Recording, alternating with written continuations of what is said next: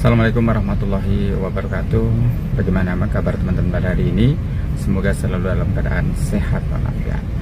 Kali ini saya akan sedikit menjelaskan mengenai apa itu putusan bebas dan apa itu putusan lepas.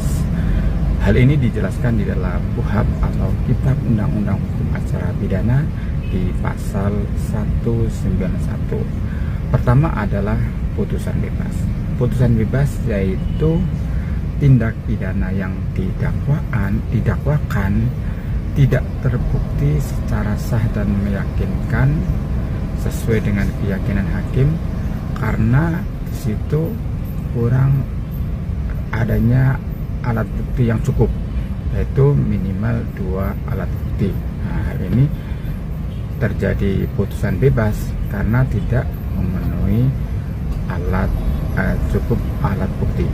Yang didakwakan itu tindak pidana, betul, cuma akhirnya dilakukan putusan bebas karena alat buktinya kurang terpenuhi. Yang kedua adalah putusan lepas. Ya, putusan lepas ini tindak pidana yang didakwakan cukup alat bukti, tapi ternyata tidak terbukti yang didakwakan ini adalah tindak pidana. Nah, akhirnya juga diputus lepas. Nah, misalnya gini, yang didakwakan itu ternyata bukan tindak pidana, misalnya perdata, makanya tidak bisa diputus secara pidana, harus diselesaikan secara perdata. Itu yang dimaksud dengan putusan lepas contohnya. Nah, putusan bebas contohnya ya kasus tindak pidana biasa, cuma tidak terbukti 2 alat bukti, maka dengan sesuai dengan keyakinan hakim maka diputus dengan putusan bebas. Sedang putusan lepas ini terbukti alatnya terbukti, tetapi yang didakwakan ini bukan tindak pidana, tapi misalnya ini terkait dengan perdata, maka tidak diputus pidana oleh hakim, tapi dilakukanlah namanya putusan lepas. Kalau nanti ini jadinya perdata, maka bisa digugat secara perdata. Ya, kira-kira seperti itu perbedaannya antara putusan bebas dan putusan lepas.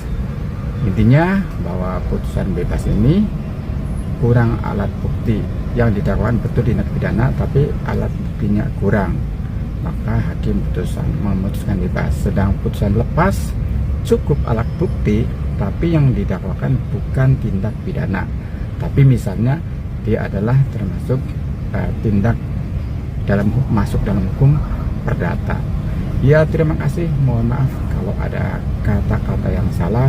Silahkan like, follow TikTok ini, dan subscribe channel saya, YouTube saya di SDY Channel. Itu banyak sekali mengenai permasalahan hukum dan bisa berkonsultasi, dan akan saya jawab di dalam setiap komen di dalam komen YouTube saya. Terima kasih. Assalamualaikum warahmatullahi wabarakatuh.